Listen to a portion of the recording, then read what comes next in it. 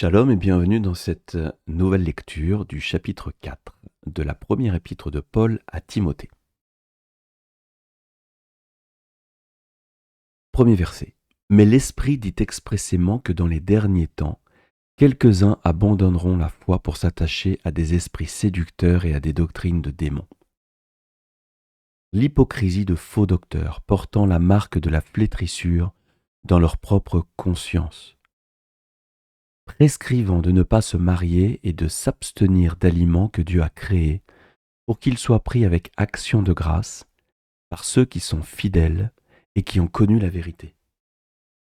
Car tout ce que Dieu a créé est bon, et rien ne doit être rejeté, pourvu qu'on le prenne avec action de grâce.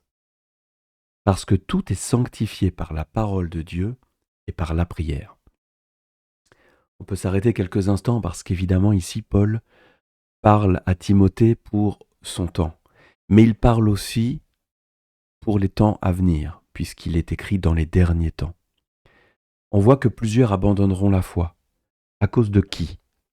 À cause d'esprits séducteurs et des doctrines de démons. C'est pas rien. Par l'hypocrisie de faux docteurs. Donc ce sont des faux docteurs de la loi, qui viendront dans les assemblées et qui enseigneront des choses mauvaises, des choses contraires à la parole. Quand j'étais petit, je m'étonnais dans les assemblées évangéliques dans lesquelles j'étais que le pasteur pouvait dire le contraire de ce qui était écrit dans la parole, prétextant que Dieu avait changé, qu'entre Genèse et Apocalypse, Dieu a eu deux pensées, Dieu a eu deux lois, Dieu a eu, s'est repenti de ce qu'il avait pu dire dans le Tanakh, dans l'Ancien Testament. Et ces faux docteurs, même sans preuve vraiment, vont expliquer des choses qui sont contraires à la parole. Il n'y en a pas que dans les églises évangéliques, il y en a partout, dans tous les mouvements. Et ils portent la flétrissure, la marque de la flétrissure. Ils prescrivent quoi ? De ne pas se marier et de s'abstenir d'aliments que Dieu a créés pour qu'ils soient pris avec action de grâce. Le mariage est sacré. Dieu a instauré le mariage. C'est même la première chose qu'il instaure en créant Adam et Ève, Adam et Chava, en leur demandant justement de procréer, de remplir la terre. Il sait que l'homme sans la femme n'est pas complet. Il sait que la femme sans l'homme n'est pas complète. Et tout est histoire de mariage. Bien sûr, on parle du mariage entre l'homme et la femme.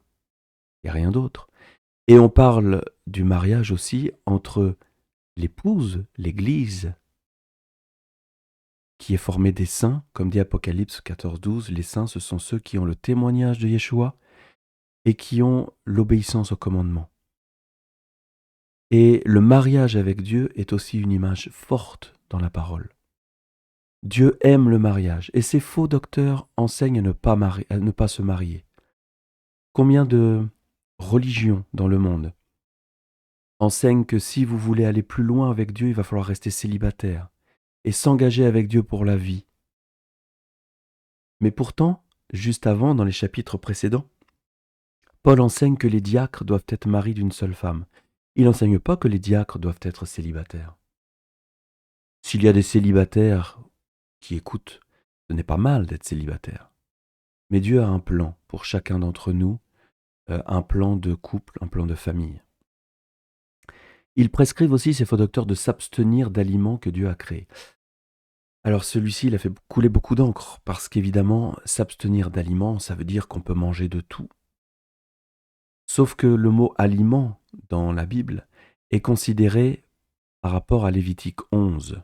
Et Paul, qui est un observateur de la loi, quand il parle d'aliments, il parle de choses que Dieu permet de consommer. Dans Lévitique 11, ils sont listés les aliments purs et les aliments non purs. D'ailleurs, on pourrait aller peut-être dans Acte 15, où quand les disciples se posent des questions pour les nouveaux convertis, des païens, des gens qui n'ont pas été élevés dans la Torah. Quelles sont les lois qu'on peut leur donner ? Alors évidemment, ils ne parlent pas des 10 commandements, évidemment, ils ne parlent pas du fait de prier chaque jour, d'étudier la parole. Mais il dit quels sont les commandements matériel que ces païens doivent faire. Acte 15, verset 19. C'est pourquoi je suis d'avis qu'on ne crée pas des difficultés à ceux des païens, donc ceux qui ne viennent pas du peuple d'Israël, qui se convertissent à Dieu, mais qu'on leur écrive de s'abstenir des souillures des idoles. Un peu plus loin dans le chapitre, vous voyez que ce sont les viandes sacrifiées aux idoles. De l'impudicité. L'impudicité, c'est Lévitique 18, je vous invite à les lire. Des animaux étouffés, c'est-à-dire des animaux qu'on a tués sans faire verser le sang, sans les vider de leur sang. Et du sang. Ah, on a l'impression qu'il y a une redondance, on répète la même chose. En fait, ici, et du sang, c'est encore de l'impudicité. C'est de pratiquer avec son épouse ou avec son époux une sexualité pendant le temps des règles. La Bible dit qu'il faut s'arrêter au moins 7 jours. Verset 21. Car depuis bien des générations, Moïse a dans chaque ville des gens qui le prêchent, puisqu'on le lit tous les jours de Shabbat dans les synagogues. Donc on dit à ces païens qui se convertissent, aux nouveaux convertis, voilà les 4 lois que vous devez suivre vraiment, parce que c'est important. Vous voyez que ce ne sont que des lois qui parlent de souillure du corps, de la sanctification du corps. Alors pourquoi Paul irait dire qu'on peut manger de tout aliment ? Il y a bien 2 types d'aliments ici qu'on ne peut pas manger. Les souillures des idoles, les viandes sacrifiées, et les animaux pour lesquels on n'a pas saigné la bête. Et ensuite, il dit, voilà, dans les générations, depuis bien des générations, Moïse ait prêché le Shabbat. Et quel est l'enseignement de Moïse Eh bien, ce sont les 5 premiers livres de la Bible. Genèse, Exode, Lévitique, Nombre et Deutéronome. Livres dans lesquels se trouve la loi de Dieu. Je rappelle que le mot Torah veut dire enseignement. Donc pour ceux qui veulent en savoir plus, allez dans les synagogues le Shabbat. Vous avez vu qu'ils n'ont pas dit le dimanche. Allez dans les synagogues le Shabbat et allez écouter la lecture des livres de Moïse. Est-ce que ça veut dire aujourd'hui qu'il faut aller dans les synagogues ? Si ça vous fait plaisir, allez-y, et vous les bénirez de notre part. Mais il y a aussi cet aspect qu'à l'époque, il n'y avait pas de bibliothèque. Il n'y avait pas la possibilité d'acheter la Bible, alors ça coûtait extrêmement cher. Le seul endroit où nous pouvions entendre la parole de Dieu, c'était là où se trouvaient les rouleaux de la loi, de la Torah, dans les synagogues. On peut aussi aller dans Apocalypse 2, verset 14, où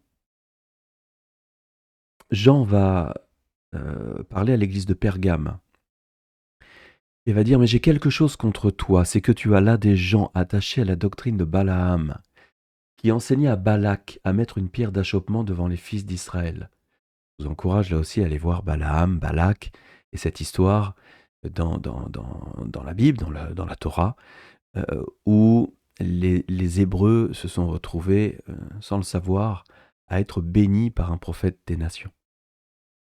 Et qu'enseignent ces gens de la doctrine de Balaam ? Ils enseignent pour qu'ils mangeassent des viandes sacrifiées aux idoles et qu'ils se livrassent à l'impudicité. Là aussi, cette doctrine de Balaam, ces faux prophètes, sûrement les mêmes dont parle Paul dans 1 Timothée, enseignent que les croyants peuvent manger n'importe quoi et peuvent faire n'importe quoi de leur corps. Je rappelle que l'Apocalypse de Jean est sûrement un des derniers livres écrits dans le canon biblique. Et donc ce n'est pas une petite loi qui a été abolie au fur et à mesure des années, puisque Jean, qui est sûrement le dernier témoin vivant à ce moment-là à écrire l'Apocalypse, écrit les mêmes choses que Paul. Verset 5, parce que tout est sanctifié par la parole de Dieu et par la prière. Amen. Si la nourriture était infecte, si la nourriture était mal préparée, si tout un tas de choses, si peut-être il y avait des bactéries ou autres, alors nous prions avant chaque repas, et même après, pour sanctifier la nourriture. N'oublions pas de remercier Dieu chaque jour pour la nourriture que nous avons dans nos assiettes. Verset 6. En exposant ces choses aux frères, tu seras un bon ministre de Yeshua HaMashiach, nourri des paroles de la foi et de la bonne doctrine, donc l'enseignement de la parole, que tu as exactement suivi. repousse les contes profanes et absurdes. Mhm. Alors, je suis allé donc dans la version 1 Timothée 4 avec les Strong. Je suis allé voir donc sur ce passage et j'en ai ressorti donc les contes profanes. Alors les aliments, je voulais le montrer, je l'avais marqué, c'est ce qui est mangé, les aliments, la nourriture, la pâture. Donc on parle bien d'aliments par rapport à la parole de Dieu. Ensuite, pour ce qui est des actions de grâce dont on parlait tout à l'heure, c'est le mot que vous connaissez, Eucharistie. Alors évidemment, ici, on ne parle pas de l'Eucharistie catholique avec, avec l'aliment que donnent les prêtres, mais on parle des actions de grâce. L'Eucharistie, ça veut dire la reconnaissance, ça veut dire les remerciements, action de gracier, de rendre grâce. Donc, nous devons à chaque repas rendre grâce pour, voilà, encore la bénédiction que nous avons d'avoir de la nourriture devant nous quand nous sommes à table. Les contes profanes, alors on est sur le mot mutos, qui veut dire quoi? Un discours, un mot, des dires, une histoire vraie ou une fable, une fiction, une invention, un mensonge. Donc des histoires qui peuvent être vraies ou fausses, mais qui sont profanes, bébélos. Profanes, c'est-à-dire euh, non sacrées, communs. Donc il y a dans l'église de Timothée des enseignements profanes qui n'ont pas leur place dans l'église. Paul dit à Timothée de repousser ses contes. Verset 8. Exerce-toi à la piété. Le mot piété, peut-être, il est compliqué dans notre monde. Donc là, pareil, je suis allé le chercher. Et le mot piété en grec, c'est eusebia. Et ce mot veut dire avoir de la révérence, du respect, de la piété envers Dieu. On va le relire en mettant de la révérence, du respect. Exerce-toi au respect envers Dieu, à la révérence. C'est un exercice, Paul nous dit. Nous devons nous entraîner chaque jour à passer du temps dans la présence de Dieu, à le révérer, à le louer, à le remercier, lui demander des choses. Verset 8 donc, exerce-toi à la piété, car l'exercice corporel est utile à peu de choses, tandis que la piété est utile à tout, ayant la promesse de la vie présente et de celle qui est à venir. C'est là une parole certaine et entièrement digne d'être reçue. Nous travaillons en effet et nous combattons parce que nous mettons notre espérance dans le Dieu vivant, qui est le sauveur de tous les hommes, principalement des croyants. Déclare ces choses et enseigne-les. Déclarons ces choses et enseignons-les. Verset 12. Que personne ne méprise ta jeunesse, mais sois un modèle pour les fidèles en parole, en conduite, en charité, en amour, en foi, en pureté. Je sais que beaucoup de jeunes nous écoutent. Je sais que c'est un défi aujourd'hui dans notre monde pour la jeunesse de rester pur. C'était un défi pour chacun d'entre nous dans la jeunesse. Mais l'ennemi aujourd'hui se déchaîne. Et il se déchaîne dans quoi? Eh bien, Paul le dit à la suite du verset. Sois un modèle pour les fidèles. Sois un témoin. En parole, attention à ce que nous pouvons dire. Bien sûr, on parle d'injures, de jurons, de blagues salaces, tout ça, ça n'a rien à faire dans notre bouche. Mais on parle aussi des paroles de bénédiction. Que nos paroles ne puissent pas être des paroles de malédiction. Seigneur, protège vraiment nos bouches de paroles mauvaises. Que ce qui peut sortir de nos bouches soit inspiré de toi uniquement. En conduite, donc là c'est notre témoignage. Vous savez que les inconvertis nous regardent énormément, nous, au juge, vérifient si ce que nous disons de notre foi se concrétise dans nos actions de tous les jours. En charité, en amour, Comment puis-je dire que j'aime Dieu si je hais mon prochain, si je hais mon frère? Exerçons-nous à l'amour déjà dans nos familles. Pour tous ceux qui ont des frères et sœurs, vous savez quel est ce combat? Quand un petit frère ou une petite sœur vient nous taquiner, que nous avons des mots plus hauts que l'autre. Non, exerçons l'amour. L'amour entraîne la patience. En foi, en pureté, les deux sont liés, puisque la foi vient de ce que l'on entend et ce que l'on entend vient de la parole de Dieu. Et la parole de Dieu nous enseigne à être pur, kadosh, saint. Est-ce que ça veut dire parfait? Non.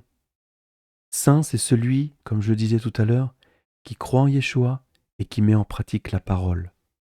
Pas seulement quelques versets choisis de la parole. Toute la parole de Dieu est sainte. Verset 13. Jusqu'à ce que je vienne, applique-toi à la lecture, à l'exhortation, à l'enseignement. Appliquons-nous, non pas jusqu'à ce que Paul revienne, mais jusqu'à ce que Yeshua revienne.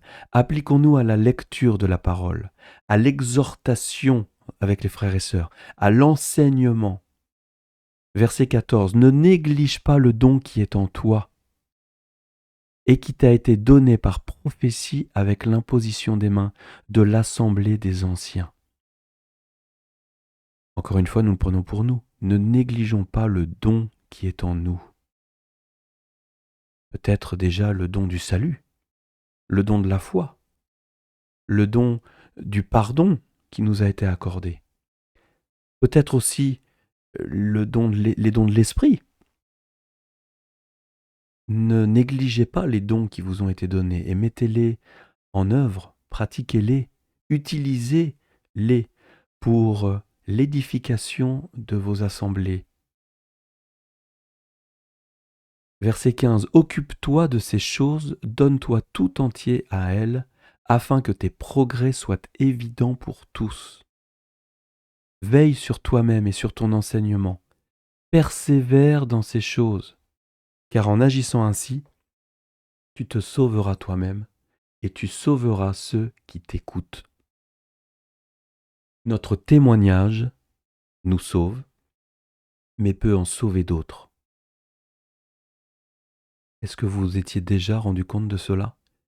Que par votre témoignage, des gens, peut-être inconvertis, à l'école, à votre travail, se posent des questions parce que vous reflétez l'amour de Yeshua, parce que vous reflétez la vérité, parce que vous émanez, sans vous en rendre compte, une lumière attirante, comme celle que Moïse avait en descendant du Sinaï. Votre témoignage de tous les jours peut sauver les vies, les âmes de ceux qui vous écoutent. Amen.